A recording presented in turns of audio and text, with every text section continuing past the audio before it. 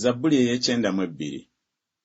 Kirungi okwebazanga Mukama n'okuyimba okutenderezanga erinnya lyo gwali waggulu ennyo, okwolesanga ekisa kye enkya n'obwesigwa bwo buli kiro, n'ekivuga ekirina enkoba 10 era n'amadinda, n'eddoboozi ery'okusinza ery'ennanga. Kubanga ggwe, Mukama, onsanyusizza n'omulimu gwo, n'ajagulizanga emirimu gy'emikono gyo. Emirimu gyo nga mikulu, Ayi Mukama, ebirowoozo byo bya buziba nnyo. Omuntu alinga ensolo tamanyi kino, so nga n'omusirusiru takitegeera. Ababi bwe baloka ng'omuddo, era abakozi b'obubi bonna bwe beera, kyebava beera bazikirizibwa emirembe gyonna.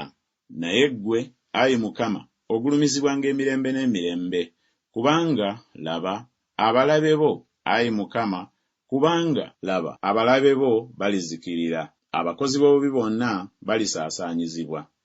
Naye ogulumizizza ejjembe lyange ng'ery'embogo, nfukiddwako amafuta amaggya. Era eriiso lyange lirabye byenjagala nga bituuse ku balabe bange, amatu gange gawulidde byenjagala nga bituuse ku abo abakola obubi abangolokokerako. Omutuukirivu alyera ng'olukindu, alikula ng'omuvule mu Lebanooni. Abasimbirwa mu nnyumba ya Mukama balyerera mu mpya za Katonda waffe. Baliba nga bakyabala ebibala nga bakaddiye, balijjula amazzi, baligejja. Balage nga Mukama mutuukirivu, oyo ly'ejjinja lyange, so mu ye temuli butali butuukirivu.